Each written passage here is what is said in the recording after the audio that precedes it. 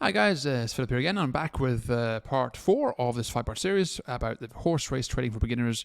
This is a 5-part series about the pre-race horse markets and Betfair. Okay, and so I want to talk about stop losses, liabilities, and bankroll management. We've already touched on this earlier today in these previous 3-4 lessons, but I want to talk about this again because it's so important. Okay, in effect, guys, your emotional core is attached to how much money you have. Okay, so if you only have £1,000 in bank that's going into the Betfair bank account, and you're trading with a £1,000 bank, then you need to do what?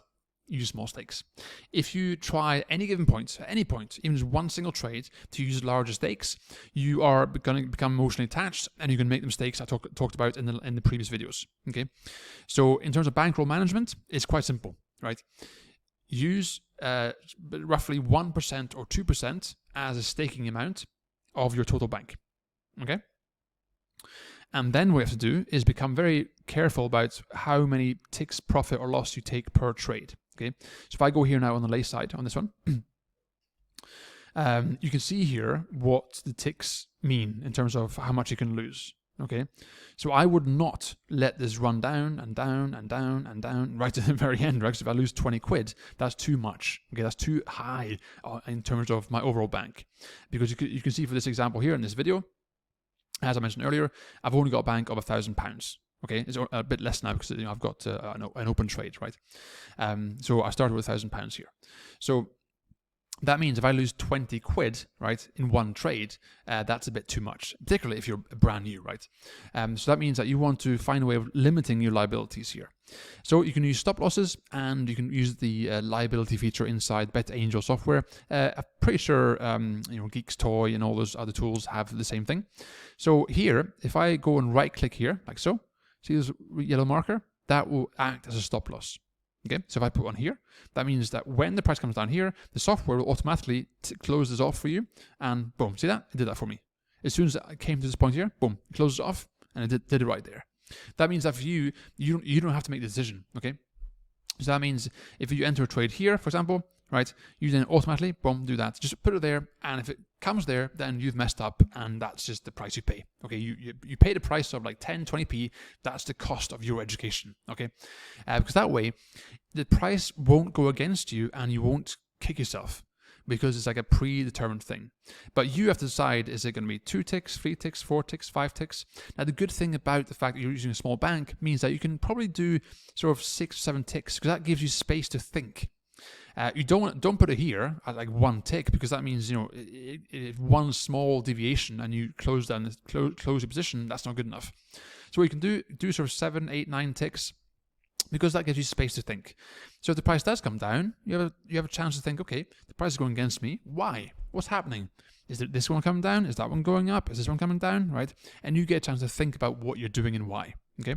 So that's what I would do here with the stop losses. You can right click here, or here, or here, and wherever this is, that's where the software will automatically close the position for you, so you don't get emotionally involved and you start just staring at the headlights like a deer caught in headlights, right? So that's what I do there. Now the last thing is using the liability feature, which is up here. See where it says staking amount? Here, if you go to liability, okay, you can do backing or laying, but I'll also use the laying here as an example.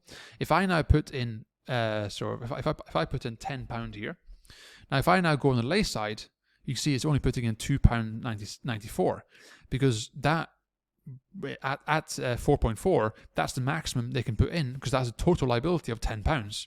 Okay, so this here is a way of this is probably best used for like in-play trading, where you can actually lose the entire race.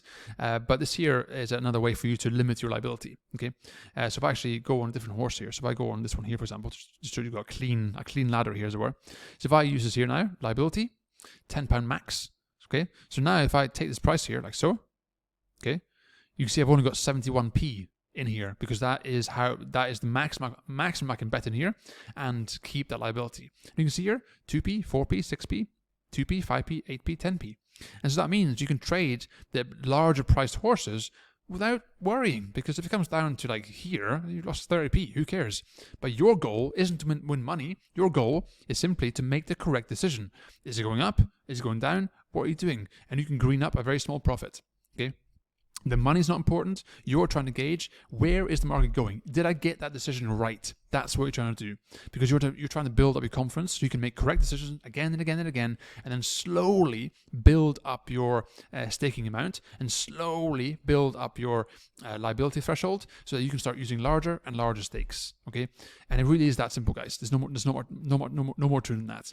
And you can see now, oh, it's going my way, so I can take here. I can put this in here, and let's see if we can scratch this off for we can green this up for a 2 pence profit. Okay, boom, look at that. Right now, I bet normally you might be quite nervous going into a trade like that, because you probably have like a 1 or 2 or 3 pound loss per tick. But in that case, it was like 30p. So you go in and you go, oh, okay, so that's cool. That actually, I made a correct decision there. Cool. Okay, that's good. Right, and that's how you learn. Right. And so now what we'll do is we'll move on to the next race here. Not the next race.